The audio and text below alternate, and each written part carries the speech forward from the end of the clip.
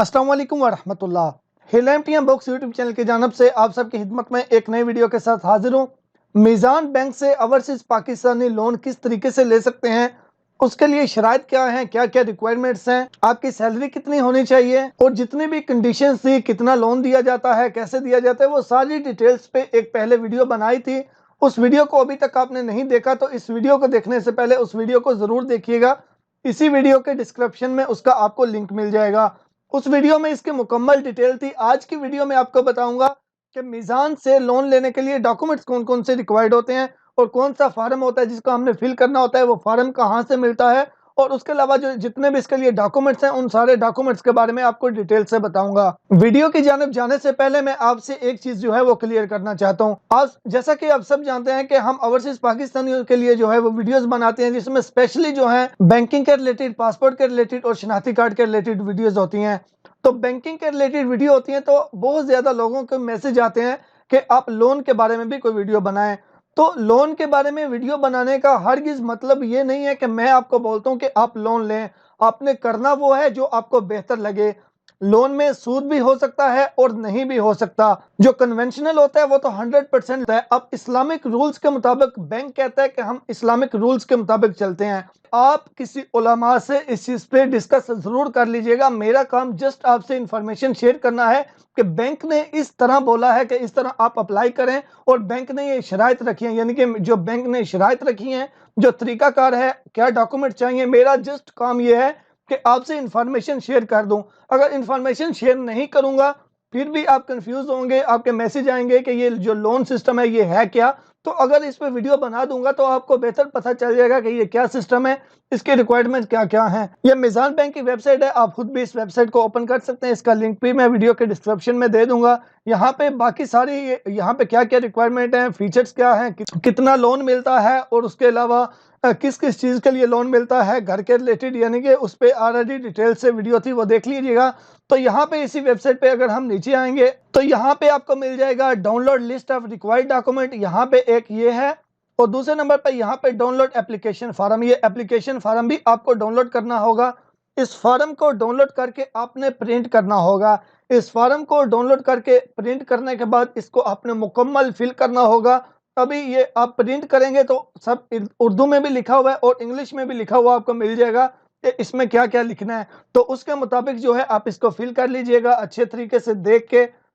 इसमें बहुत सी चीज़ें हैं, अभी वीडियो में तो हर एक चीज़ जो है वो एक्सप्लेन नहीं कर सकता कि यहाँ पे ये लिखें, यहाँ पे ये, लेकिन ये बिल्कुल सिंपल है। यानी कि अपना नेम वगैरह लिखना होगा, यानी कि जितने भी आपकी पर्सनल इंफॉर्मेशन है, कितना लोन लेना चाहते हैं, किसके साथ मिल के लेना चाहते हैं, आपका गवाह कौन है, विटनेस यानी कौन है, यानी कि ये सारी चीज़ें आपको इसमें लिखनी होंगी। आपकी सैलरी कितनी है, आपके पास सेविंग कितनी होती है, आपके घर के अखराजात कितने हैं, कितनी आपकी जो सैलरी है उसमें से कितने आप जो है वो बचा पाएंगे, महाना आमदनी के आपके अखराजात कितने हैं, ये सारी डिटेल्स आपको इस फॉर्म में लिखनी होगी।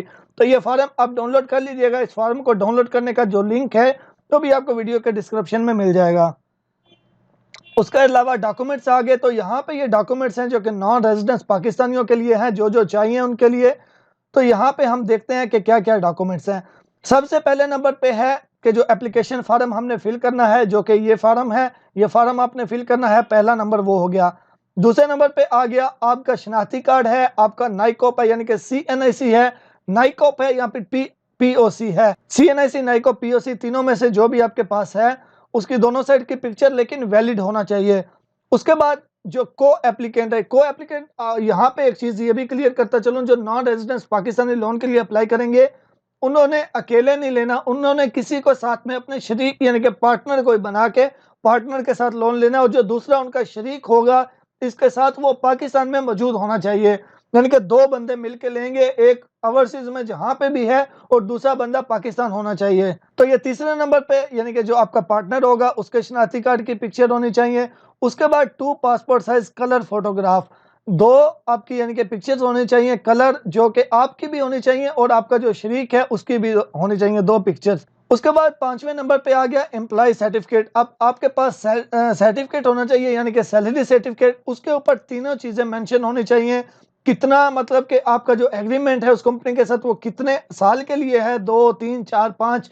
उसके ऊपर आपका डेजिग्नेशन, आप इंजीनियर हैं, सुपरवाइजर हैं, जो भी हैं वो भी होना चाहिए।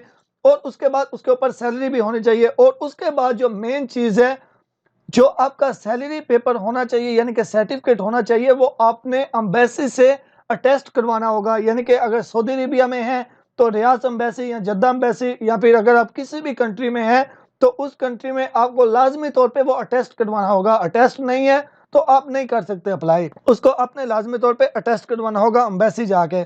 उसके बाद आ गया एम्प्लॉयमेंट कॉन्ट्रैक्ट। आपका जिस कंपनी के साथ कॉन्ट्रैक्ट है, अगर ज़रूरत पड़ी तो वो मांग सकते हैं, अगर नहीं है तो फिर नहीं। यानी कि अगर ज़रूरत नहीं पड़ेगी तो फिर कोई इशू नहीं, लेकिन हो सकता है उसकी ज़रूरत पड़े। एम्प्लॉयमेंट कॉन्ट्रैक्ट, एक तो होता है सैलरी सर्टिफिकेट, एम्प्लॉय के सर्टिफिकेट जिसके ऊपर डेजिग्नेशन सैलरी वगैरह होती है, एक कॉन्ट्रैक्ट होता है, तो वो कॉन्ट्रैक्ट की भी पिक्चर चाहिए आपको। उसके बाद आपकी जो लास्ट 3 मंथ की सैलरी स्लिप है आपको वो चाहिए, ओरिजिनल होनी चाहिए, या फिर वो अगर ओरिजिनल नहीं है उसकी कॉपी है तो वो आपका जो एम्प्लॉयर है यानी आपकी कंपनी है उससे अटेस्टेड होनी चाहिए। अटेस्टेड मतलब उस पर साइन और कंपनी की स्टैंप होनी चाहिए। उसके बाद पासपोर्ट की पिक्चर होनी चाहिए यानी कि कॉपी ऑफ पासपोर्ट। उसके बाद copy of visa, work permit, residence permit, यानी कि सऊदी अरेबिया के पास जैसा कि इकामा होता है, या फिर आप किसी भी कंट्री में हैं तो वहाँ का वीज़ा होना चाहिए, या फिर वर्क परमिट होना चाहिए, रेजिडेंस कार्ड होना चाहिए। इनमें से कोई भी चीज़ है तो वो होनी चाहिए। उसके बाद copy of professional association membership certificate या फिर प्रैक्टिस लाइसेंस, अगर ये भी है, यानी कि शायद वाली बात है, इसकी ज़रूरत पड़ जाए, यानी कि ज़रूरी नहीं है, इफ़ एप्लीकेबल, यानी कि अगर ज़रूरत पड़ी तो। उसके बाद आपके पास बैंक स्टेटमेंट होनी चाहिए पिछले 12 महीनों की, जाहिर सी बात है इसके लिए फिर आपके पास बैंक अकाउंट भी लाजमी होना चाहिए, और पिछले 12 महीने की आपके पास जो है वो स्टेटमेंट होनी चाहिए, ओरिजिनल होनी चाहिए या फिर अटेस्टेड होनी चाहिए बैंक से, और बैंक की उसके ऊपर स्टैंप भी होनी चाहिए। उसके बाद आपने पाकिस्तान या फिर पाकिस्तान से बाहर किसी भी कंट्री में जहाँ पे आप रहते हैं वहाँ पे आपने किसी से भी लोन वगैरह, किसी बैंक से लोन वगैरह लिया हुआ है, अगर लिया हुआ है तो उसकी डिटेल्स यानी कि सारी जो है वो भी आपने प्रोवाइड करनी होगी, उसकी कॉपी भी। उसके बाद copy of educational qualification degree, आपकी जो डिग्री है, क्वालिफिकेशन यानी जो भी आपका सर्टिफिकेट है। उसके बाद आ जाता है यूटिलिटी बिल, यानी कि बिजली का या गैस का या टेलीफोन का कोई भी बिल होना चाहिए, वो उसका होना चाहिए जो आपके साथ शरीक होगा, यानी कि 2 लोग मिलके अगर अप्लाई कर रहे हैं तो दूसरा बंदा जो पाकिस्तान में मौजूद होगा उसका बिल होना चाहिए उसके नाम पे, उसका गैस का या इलेक्ट्रिसिटी का या टेलीफोन का कोई भी जो है यानी कि यूटिलिटी बिल होना चाहिए। उसके बाद कॉपी ऑफ रेंटल डॉक्यूमेंट, अगर आप किसी घर पे जो है वो किराए पे रह रहे हैं तो उसके डॉक्यूमेंट्स आपके पास होने चाहिए, और वो भी ऐसी सूरत में अगर ज़रूरत पड़े तो। उसके बाद आ जाएगा copy of recent credit card, अगर आपके पास क्रेडिट कार्ड था उसका कोई बिल वगैरह है तो वो अगर ज़रूरत पड़े तो, अगर नहीं है तो फिर इसकी ये भी नहीं चाहिए। उसके बाद 17 नंबर पे आ गया कि जो पहले जिस कंपनी में अभी आप काम कर रहे हैं उससे पहले वाली जो आपकी कंपनी थी, अगर यानी कि उससे पहले आप किसी और कंपनी में काम कर रहे थे तो उसके साथ उसका जो एग्रीमेंट होगा या उसके साथ जो भी उसका प्रूफ होगा एम्प्लॉयमेंट का, वो अगर यानी कि ज़रूरत पड़ी, अगर आपने पहले किसी और कंपनी में थे ही नहीं तो फिर इसकी भी ज़रूरत नहीं है। उसके बाद आ जाएगा copy of last 2 year tax document, अगर यानी कि आप टैक्स पे करते हैं और बाकायदा उसके डॉक्यूमेंट्स आपके पास हैं तो फिर वो भी चाहिए होंगे, लेकिन अगर नहीं है तो फिर उसकी भी ज़रूरत नहीं है। उसके बाद 19 नंबर पे आ गया। 19 नंबर पे ये कि जो इसकी प्रोसेसिंग फ़ीस होगी वो आपको पहले पे करनी होगी, पे ऑर्डर या फिर कमर्शियल बैंक में आपको, यानी कि बैंक को आपको पहले से वो देनी होगी। जो इसकी प्रोसेसिंग फ़ीस है, जैसा कि मैंने आपको बताया था, इसकी प्रोसेसिंग फ़ीस तकरीबन 8,000 तक है, तो वो भी यानी कि आपको पहले देनी होगी। उसके बाद आपका एक ज्वाइंट अकाउंट होना चाहिए। ज्वाइंट अकाउंट वो होता है जो 2 लोग मिलके ओपन करते हैं, और ये ज्वाइंट अकाउंट आपका उस बंदे के साथ होना चाहिए जिसके साथ आप मिलके जो है वो लोन ले रहे हैं, और उसके बाद उस अकाउंट के अंदर आपके इतने पैसे होने चाहिए कि आप जितना भी लोन ले रहे हैं उसकी 3 इंस्टॉलमेंट जो है वो आप पे कर सकें, यानी कि उस अकाउंट के अंदर आपने इतने पैसे रखने हैं कि जितना भी आपने लोन लेना है उस लोन की 1 महीने की इंस्टॉलमेंट कितनी बनती है उस हिसाब से 3 महीने के इंस्टॉलमेंट के पैसे उसमें मौजूद होने चाहिए। ये सारे डॉक्यूमेंट्स हैं, ये सारे डॉक्यूमेंट्स आपके पास होने चाहिए। उसके बाद आप अपने एरिया के हिसाब से ये जितने भी आपको स्क्रीन पे नंबर नज़र आ रहे हैं, इस वेबसाइट पे, इस लिंक पे आके आप खुद भी जो है यहाँ से देख सकते हैं कि जितने भी आपको स्क्रीन पे नंबर नज़र आ रहे हैं, जिस एरिया में भी आप होते हैं उसके हिसाब से आपको ईमेल एड्रेस, आपका मोबाइल नंबर, कॉन्टैक्ट नंबर सारा उनका नज़र आ रहा है। आप इनमें से किसी भी ऑफिसर से रब्ता कर सकते हैं मीज़ान बैंक के।